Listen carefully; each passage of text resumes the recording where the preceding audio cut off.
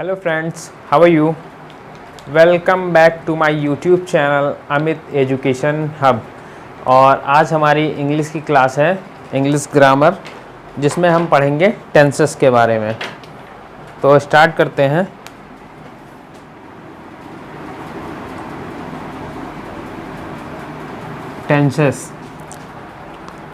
Tenses कितने प्रकार के होते हैं? लगभग सभी लोग जानते हैं। टेंसेस 3 प्रकार के होते हैं। प्रेजेंट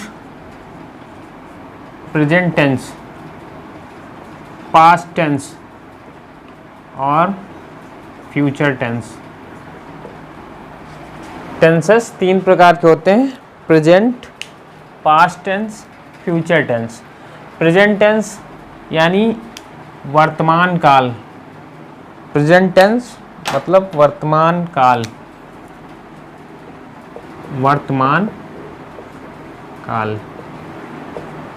पास्ट टेंस भूतकाल और फ्यूचर टेंस भविष्यकाल।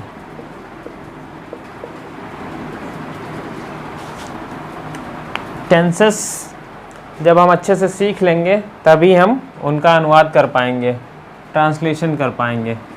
तो अब हमको ये जानना है कि वर्तमान काल में कौन कौन से टेंसेस आते हैं और भूतकाल में कौन से आते हैं और भविष्य काल में कौन कौन से आते हैं।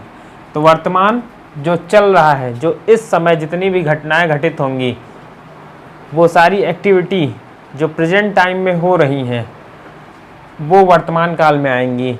और वो सारी एक्टिविटी जो हो चुकी हैं, बीत चुकी हैं, यानी आज से पहले की सारी, आज से बीते हुए कल की या उससे पहले की, वो सारी भूतकाल में आएंगी। और फ्यूचर टेंस जो आज के बाद यानी कल से जो होगा वो भविष्यकाल कहलाएगा। तो ये 3 मेन होते हैं। इसके सबके अंदर 4 प्रकार के टेंस और उनको 4 टाइप में बांटा गया है।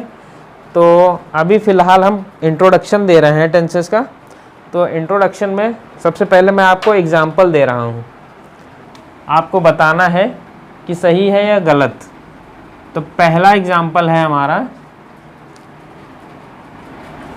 He had seen them. He had seen them. इसका क्या मीनिंग निकलेगा? क्या ये सही है या गलत है? ये आपको बताना है मुझे कमेंट करके। तो कमेंट करके बताइएगा ही हैड सीन देम सही है या गलत। अब मैं आपको बता दूं, ये गलत है। दूसरा,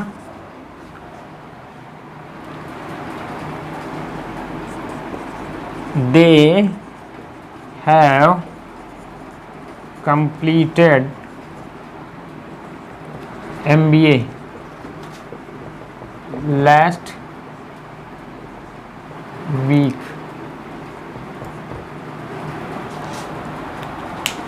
इस सेंटेंस का मीनिंग बताइए और इसको भी बताना है सही है गलत है, सही है या गलत है। तो कमेंट में बताइएगा। मैं आपको बता दूं, ये भी गलत है। अगला एक और ले लेते हैं।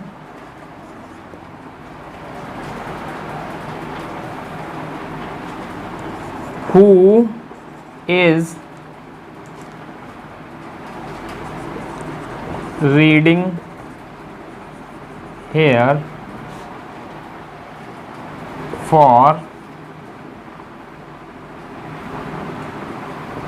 some time।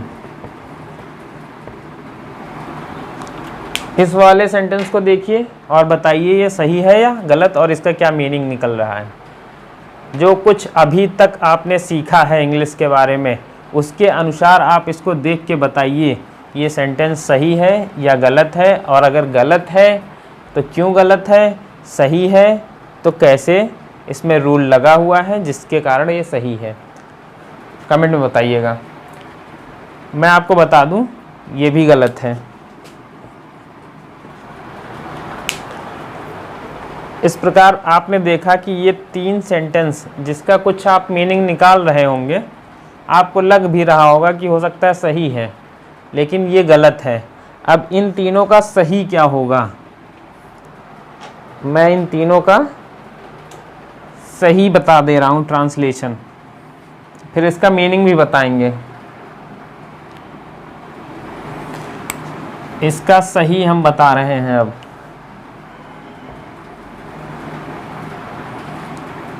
इसको हम लिखेंगे ही सॉ देम, ये हो जाएगा इसका सही ट्रांसलेशन, जिसका मीनिंग निकलेगा उसने उसको देखा था। ये पास्ट टेंस का है, यानी देखने का काम हो चुका है, हो चुका था पास्ट में, भूतकाल में, तो उसने उसको देखा था। सही ट्रांसलेशन ये है। इसमें भी आप वही मीनिंग निकाल रहे हैं। हैड हेल्पिंग वर्ब है, सीन थर्ड फॉर्म है, और देम उसको, उसने उसको देखा था यानी देख चुका था, और आपने चुका था पढ़ा होगा शायद परफेक्ट में, तो यहाँ पे ये गलत है। परफेक्ट का जो रूल होता है मैं आपको बताऊंगा सही रूल क्या होता है, ठीक है। तो इसका सही ट्रांसलेशन ये होगा। अब हम आ जाते हैं इस वाले पे, दूसरे वाले पे। दूसरे वाले का सही ट्रांसलेशन क्या होगा, यहाँ पे लिख देते हैं, इसको हटा देते हैं।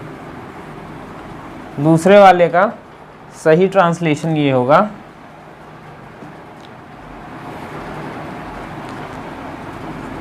दे completed MBA last week।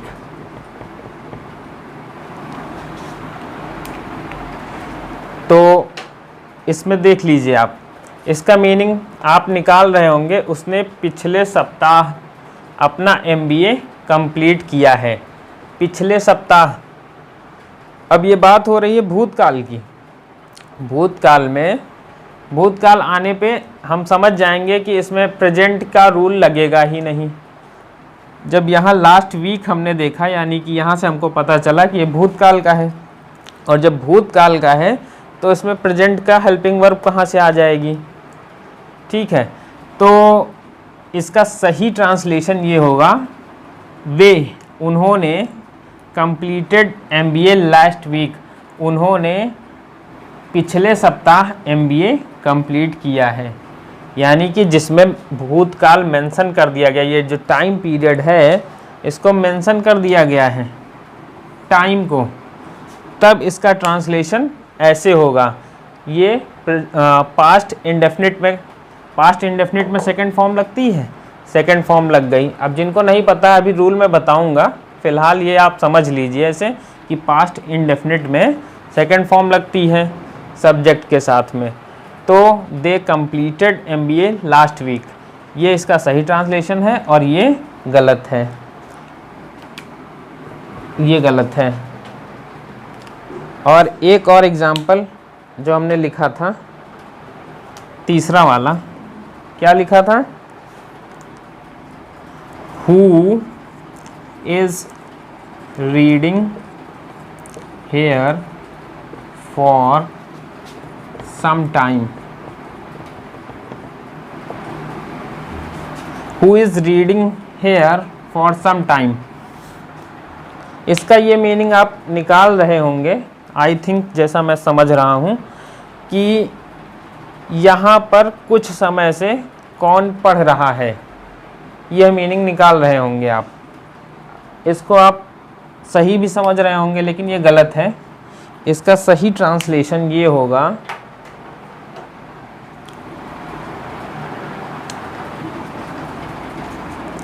who has been reading, who has been reading here for some time.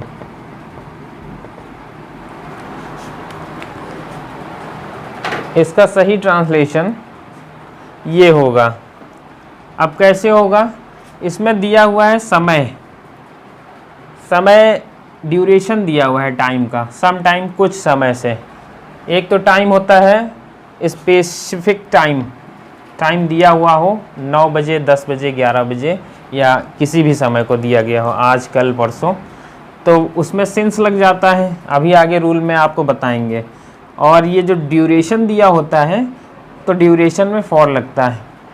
तो अब यहाँ पे ये क्यों गलत हो गया, ये क्यों सही हो गया, क्योंकि जब ये चीज़ दे दी जाती है किसी सेंटेंस में तो हम कंटिन्यूअस का प्रयोग नहीं कर सकते हैं। Is reading, is plus verb की आईएनजी फॉर्म कंटिन्यूअस में होता है, is am are was verb plus ING past continuous में। आगे रूल में बताएंगे, फ़िलहाल आप इसको समझते जाइए, इंट्रोडक्शन क्लास है। Who has been reading, who has been reading here for some time, इसका सही ट्रांसलेशन है हैज़ बीन आता है हमारा परफेक्ट कॉन्टिन्यूअस में, प्रेजेंट परफेक्ट कॉन्टिन्यूअस में इसको हम चेंज करेंगे, तब इसका सही मीनिंग, सही ट्रांसलेशन ये होगा। तो इस प्रकार आपने देखा तीनों टेंसेस, तीनों सेंटेंसेस जो आपको लग रहे थे सही हैं लेकिन एक्चुअल में वो गलत थे और उनका सही ट्रांसलेशन ये है। तो आज हम आपको पढ़ाएंगे प्रेजेंट कंटिन्यूअस टेंस। सबसे पहला टेंस हम आपको पढ़ाएंगे, आपने जो भी पढ़ा हो वो भूल जाइए, हम अपने हिसाब से अपने तरीके से पढ़ाने जा रहे हैं प्रेजेंट कंटिन्यूअस टेंस। तो इसको नोट डाउन कर लीजिए, मिटा देते हैं और स्टार्ट करते हैं अपना पहला। हम 1 बाय 1 बताते जाएंगे। प्रेजेंट पास्ट फ्यूचर्स, पहली हेडिंग डाल लीजिए, पहली है प्रेजेंट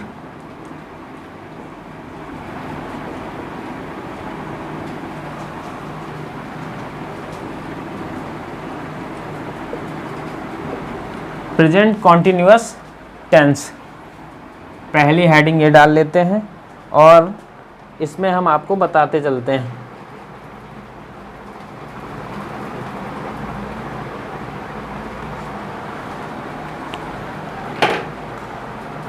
तो इसमें सबसे पहले रूल लिख लीजिए, रूल क्या होता है। सबसे पहले सिंगुलर,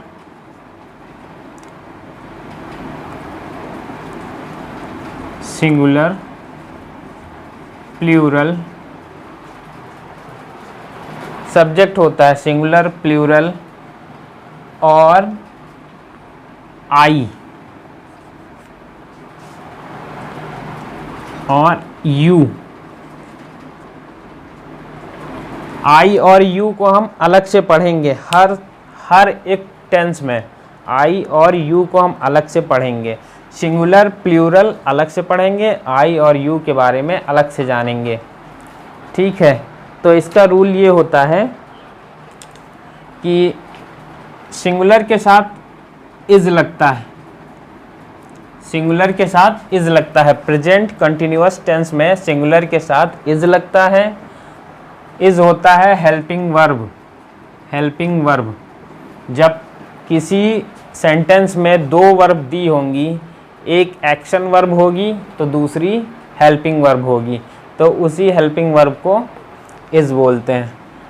प्लूरल के साथ में क्या लगेगा, प्लूरल के साथ में आर लगेगा। सिंगुलर के साथ इज़, प्लूरल के साथ आर, आई के साथ एम लगता है और यू के साथ आर। ये रूल है, इसको लर्न करना है कि हम जब प्रेजेंट कंटिन्यूअस टेंस के बारे में जानेंगे तो हमको कैसे उसको ट्रांसलेट करना है। उसके लिए सिंगुलर सब्जेक्ट होगा तो इज़ लिखेंगे हेल्पिंग वर्ब, प्लूरल होगा तो आर लिखेंगे, आई होगा तो एम लिखेंगे, यू होगा तो आर लिखेंगे। तो ऐसे जो है ये इसकी हेल्पिंग वर्ब हो गई।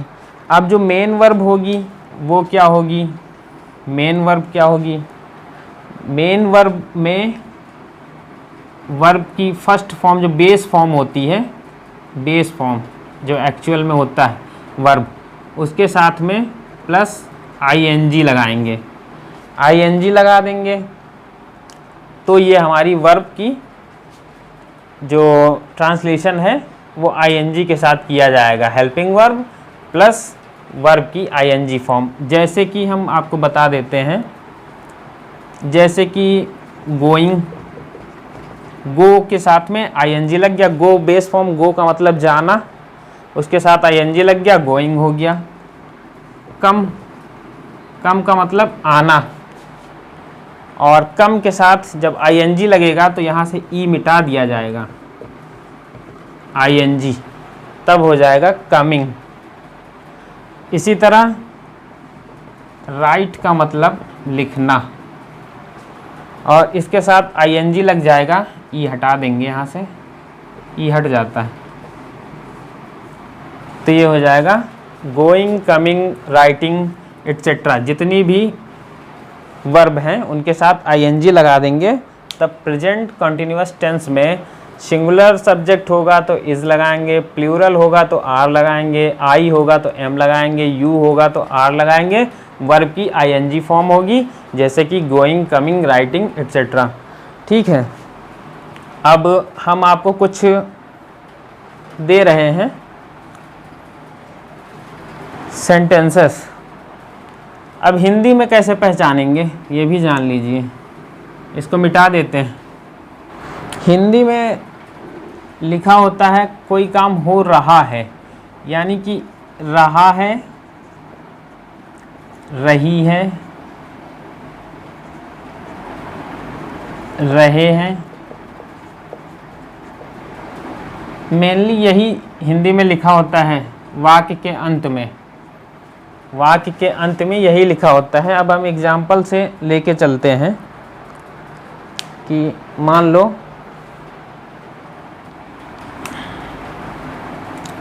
पहला, वह जा रहा है, इसको ट्रांसलेट करना है। दूसरा है तुम जा रहे हो,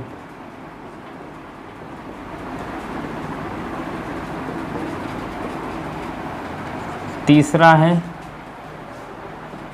मैं जा रहा हूं,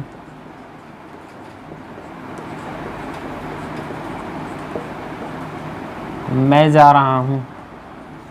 चौथा,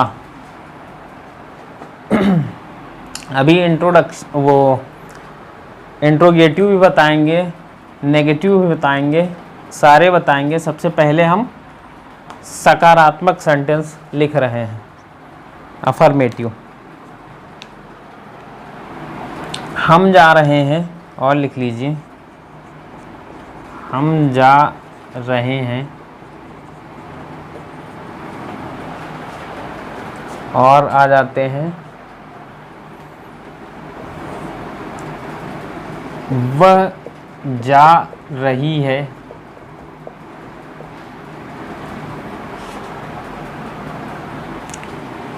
एक लड़की जा रही है,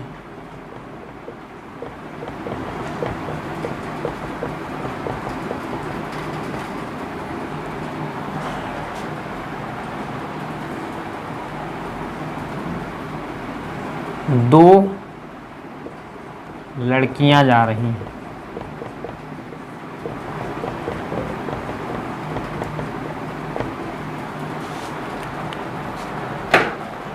अब इसको ट्रांसलेट करिए, ठीक है, मैं आपको बता दे रहा हूँ। देखो, वह को बोलते हैं लड़का है, लड़की होती तो सी बोलते हैं, लड़का है तो ही होगा, ही। अब हमने बताया था ही है हमारा सिंगुलर, क्या है, सिंगुलर है। सिंगुलर के साथ हमने बताया था हेल्पिंग वर्ब इज आती है, इज लगा लिए। फिर जाने को कहते हैं गो, गो के साथ में हमने बताया था आईएनजी लगेगा तो गोइंग हो गया, ही इज गोइंग। अब हमने देखा कि ये सिंगुलर है, सिंगुलर के साथ हेल्पिंग वर्ब इज आएगी, और जो एक्शन वर्ब है वो है जाना, यानी गो, गो के साथ आईएनजी लगा दिया, और हमारा आसानी से देखिए ये ट्रांसलेशन हो गया, ही इज़ गोइंग। दूसरा देखते हैं, तुम को इंग्लिश में क्या बोलते हैं, यू, यू। अब यू के साथ हमने क्या बताया था रूल में, देखिए यू के साथ हेल्पिंग वर्ब आर लगती है और जाने को गो ING लगा देंगे, गोइंग। तो इस प्रकार से आपने देखा यू भी आ गया, यू आर गोइंग, यू के साथ हेल्पिंग वर्ब आर और जाने को गो बोलते हैं, उसके साथ ING लग गया, गोइंग, यू आर गोइंग। इसी तरह सारे करते जाएंगे। यहाँ पे आई के साथ हमने क्या रूल पढ़ा था, आई के साथ एम लगता है, आई एम गोइंग। आगे एक्शन वर्ब कुछ भी हो सकता है, I am going, I am coming, I am writing, I am running, I am studying, कुछ भी हो सकता है। ठीक है, तो हम आपको एग्जाम्पल से ये समझा रहे हैं कि कैसे ट्रांसलेट करना है। हम जा रहे हैं, हम को बोलते हैं वी होता है हमारा प्लूरल। देखो यहाँ सिंगुलर था, यू का रूल पढ़ा, आई का पढ़ा, अब ये प्लूरल आ गया, ये हो गया प्लूरल वी। और प्लूरल के साथ हमने हेल्पिंग वर्ब क्या बताया था, रूल में देखेंगे तो वहाँ लिखा हुआ है प्लूरल के साथ आर आता है, वी आर गोइंग, हम जा रहे हैं। ठीक है, तो ये हमारा प्लूरल का हो गया। उसके बाद जो है यहाँ पे आ जाए, वह जा रही है, रही से पता चला ये एक लड़की है, तो वह के लिए सी होगा, सी। अब सिंगुलर ये भी है, इसके साथ हमने रूल में पढ़ा था इज़ आता है, सी इज़ गोइंग। देखो कितना इजी हो गया, जिसने कभी ना पढ़ा हो वो भी ट्रांसलेट कर ले जाएगा, सी इज़ गोइंग। फिर एक लड़की यानी वन गर्ल इज़, ये भी सिंगुलर है।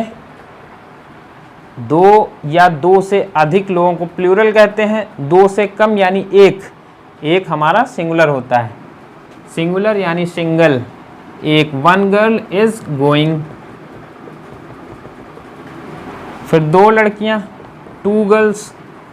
अब देखिए यहाँ पे एक चीज़ और सीखिए, एक लड़की है, ये है एक वचन, ये है बहुवचन। एक वचन सिंगुलर गर्ल, और जब बहुवचन हो गया तो इसको लिखेंगे गर्ल्स, ना कि गर्ल। टू गर्ल नहीं लिखेंगे, टू गर्ल्स आर। अब ये प्लूरल हो गया, ये हमारा प्लूरल है, प्लूरल के साथ में हमने क्या बताया था, आर लगेगा और वर्ब की ING फॉर्म, तो गोइंग हो जाएगा। ठीक है, अब हम कैसे जानेंगे, साथ साथ में सीखते चलिए कि अगर सिंगुलर से प्लूरल बन रहा है तो S या ES जुड़ता है, या तो S लगता है या ES लगता है सिंगुलर से प्लूरल होने में, सिंगुलर से प्लूरल होने में। समझ लीजिए ये रूल भी यहीं पे नोट डाउन करते जाइएगा। सिंगुलर से प्लूरल होने में S या ES का प्रयोग किया जाता है। ठीक है, अब हम कैसे जानेंगे कि कहाँ पे S लगेगा, कहाँ पे ES लगेगा। अगर कोई भी नाउन है, संज्ञा, लड़की है, ये देखिए जैसे लड़की, यहाँ पे एग्जाम्पल में लड़की है, तो अगर नाउन में लास्ट का अल्फ़ाबेट कॉन्सोनेंट है, यहाँ पे L क्या है, L है हमारा कॉन्सोनेंट, कॉन्सोनेंट है। कॉन्सोनेंट अगर लास्ट में है तो उसके साथ क्या लगा हुआ है, केवल S लगा हुआ है, कॉन्सोनेंट के साथ में केवल S लगता है। और यहीं पे अगर दिया होता मैंगो, हमने ले लिया मैंगो,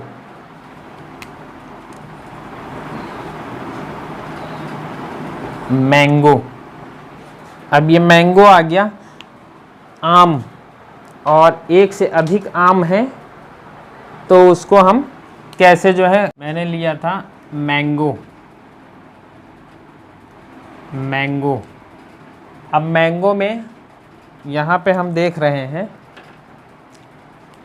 कि जो अल्फ़ाबेट आया है वो वोवेल है, और वोवेल के साथ ES का प्रयोग करते हैं। कॉन्सोनेंट के साथ, कॉन्सोनेंट के साथ S का प्रयोग करते हैं। वहाँ पे था गर्ल, जब गर्ल था, जब गर्ल था तो एल हमारा था कॉन्सोनेंट, तो इसका जब हम प्लूरल बनाए थे तो हमने क्या लिखा था, गर्ल्स। उसी तरह ये मैंगो है जिसमें ये अल्फ़ाबेट हमारा लास्ट वाला ओ दिख रहा है जो कि वोवेल होता है, AEIOU। ये 5 अल्फ़ाबेट जो कि वोवेल होते हैं, इनका जब पर्यायवाची बनाएंगे, प्लूरल बनाएंगे, तो इसको हम क्या लिखेंगे, मैंगो को लिखेंगे मैंगोज़, ES के साथ इसका पर्यायवाची बनेगा। तो इस तरह से कोई भी वर्ड दिया हो जिसका पर्यायवाची बनाना है तो हमको सिर्फ उसका लास्ट का अल्फ़ाबेट देखना है। अगर कॉन्सोनेंट होगा तो एस का प्रयोग होगा, अगर वोवेल होगा तो ES का प्रयोग होगा। इस तरह से हम जान जाएंगे कि उसका प्लूरल कैसे बनेगा। अब आ जाते हैं अपने टेंसेस पे अगेन। अब आ जाते हैं हम नेगेटिव टाइप में। नेगेटिव टाइप में सबसे पहले रूल जान लेते हैं। रूल क्या होगा, नेगेटिव का रूल है helping verb plus not plus verb की ING फॉर्म। अब इसको हम प्रयोग करके देख लेते हैं। तो एग्ज़ाम्पल लेते हैं, मैं नहीं जा रहा हूँ, मैं नहीं जा रहा हूँ। अब रूल सामने लिखा हुआ है helping verb plus not plus verb की ING। नेगेटिव में नॉट लगा ही होगा तभी वो नेगेटिव कहा जाएगा, नॉट नहीं होगा तो नेगेटिव नहीं होगा, चाहे वो नकारात्मक हो या सकारात्मक हो, लेकिन अगर नॉट लगा है तभी नेगेटिव सेंटेंस होगा। तो इसको हम चेंज करेंगे रूल के अकॉर्डिंग। तो मैं को लिखेंगे आई, हेल्पिंग वर्ब क्या आएगी, आई के साथ एम, हमने पढ़ा था रूल में आई के साथ एम आता है। और फिर क्या कह रहा है, नॉट, क्योंकि नेगेटिव है, नहीं लिखा हुआ है, नहीं का इंग्लिश ट्रांसलेशन होगा नॉट, आई एम नॉट, फिर वर्ब की ING going, I am not going, इसका ये होगा ट्रांसलेशन। अब आ जाते हैं इंट्रोगेटिव टाइप में। इंट्रोगेटिव सेंटेंस, इंट्रोगेटिव सेंटेंस में क्या होगा, रूल जान लीजिए। एक तो आएगा हमारा जिसमें क्वेश्चन वर्ड पहले होगा, क्वेश्चन वर्ड पहले आएगा जिसमें उसमें होगा helping verb plus subject plus verb की ING फॉर्म, ये रूल होगा। एग्जाम्पल से समझेंगे तभी समझ पाएंगे।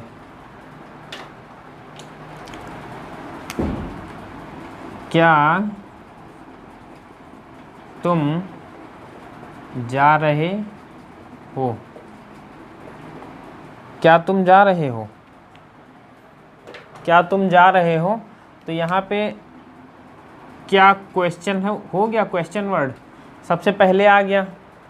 अब क्या के लिए यहाँ पे हमने क्या बताया कि हेल्पिंग वर्ब आएगी, और हेल्पिंग वर्ब किसकी होती है, सब्जेक्ट से पता चलता है, मेन वर्ब की हेल्पिंग वर्ब होती है, लेकिन सब्जेक्ट से पता चलेगा। सब्जेक्ट यहाँ पे तुम है, तुम को लिखेंगे यू, और यू के साथ हेल्पिंग वर्ब आता है आर,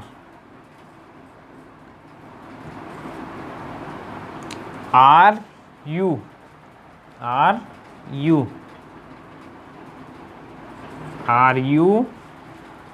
अब हेल्पिंग वर्ब हो गया, सब्जेक्ट हो गया, वर्ब की ING।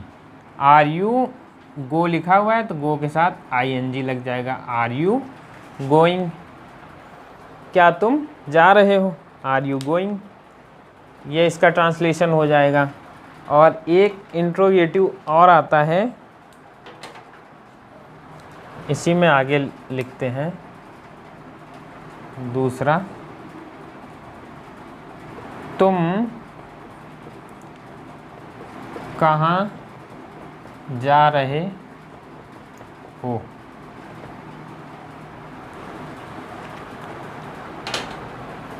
तुम कहाँ जा रहे हो? इसका ट्रांसलेशन क्या होगा? इसका रूल भी जान लीजिए सबसे पहले। इसका रूल ये होगा, यहीं पे लिख देते हैं, रूल 2, ये रूल 1, जिसमें क्वेश्चन वर्ड सेंटेंस के बीच में आएगा, वाक्य के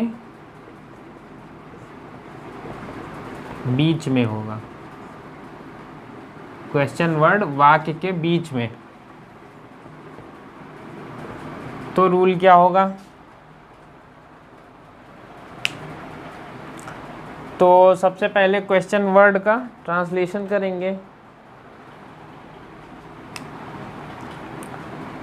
तो इसका हो जाएगा, क्वेश्चन वर्ड जो होगा वो plus helping verb plus subject plus verb की आईएनजी फॉर्म।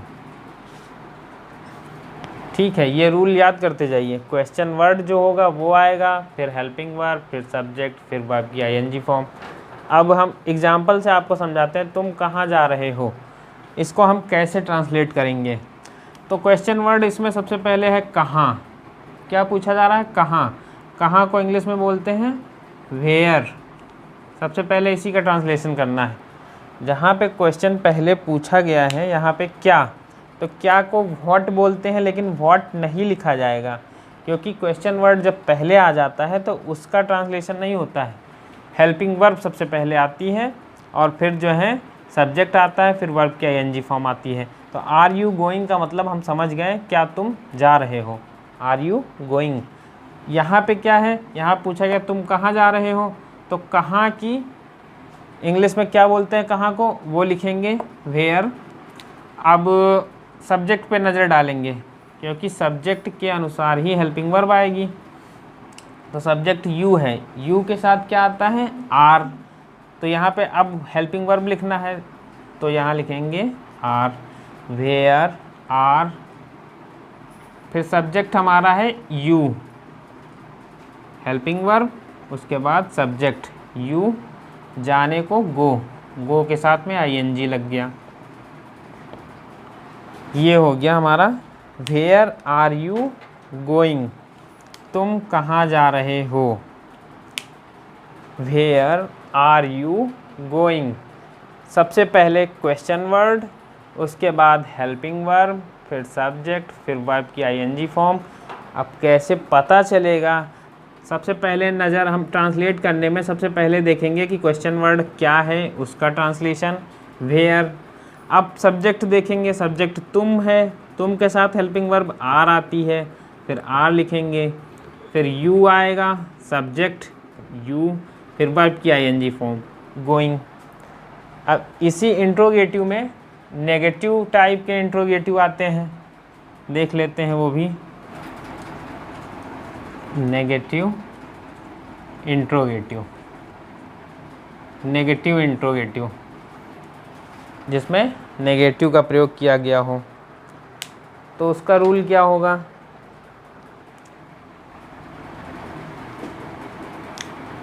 इंट्रोगेटिव दो टाइप से हमने बताया था, एक क्वेश्चन वर्ड जो पहले आएगा, दोनों का रूल अलग अलग लिख दे रहे हैं। रूल 1, रूल 2, इसमें क्वेश्चन वर्ड पहले आएगा, और रूल 2 में है क्वेश्चन वर्ड बीच में। बस दो टाइप के इंट्रोगेटिव होते हैं, एक में क्वेश्चन वर्ड पहले कर दिया जाता है, दूसरे में क्वेश्चन वर्ड बीच में होता है।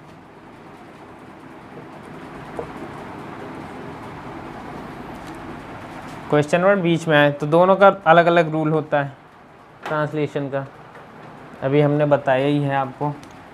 इसमें अब देखिए नेगेटिव टाइप है तो नेगेटिव भी आएगा, नॉट का भी प्रयोग किया जाएगा। तो यहाँ पे हम लिखेंगे रूल बता देते हैं आपको।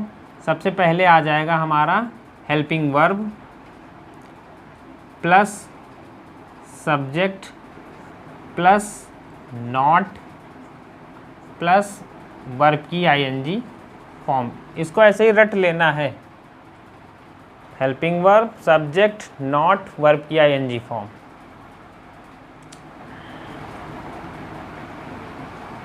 फिर दूसरा आ जाएगा हमारा क्वेश्चन वर्ड टाइप से।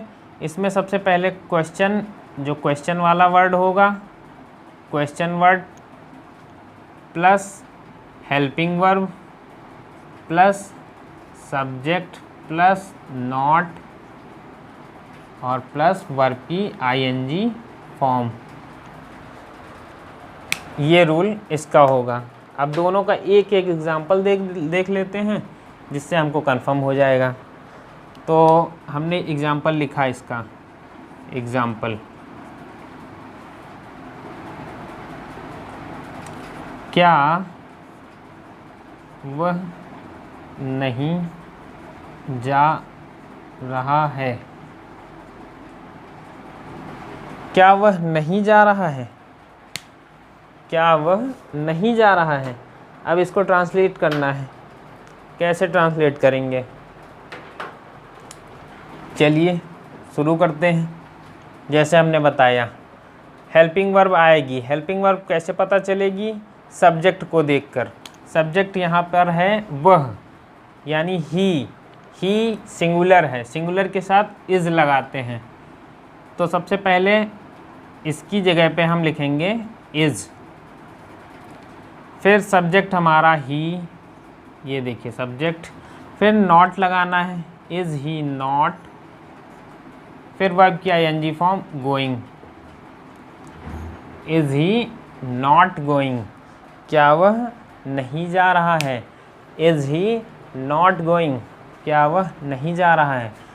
और दूसरा एक रूल 2 पे ले लेते हैं। रूल 2 पे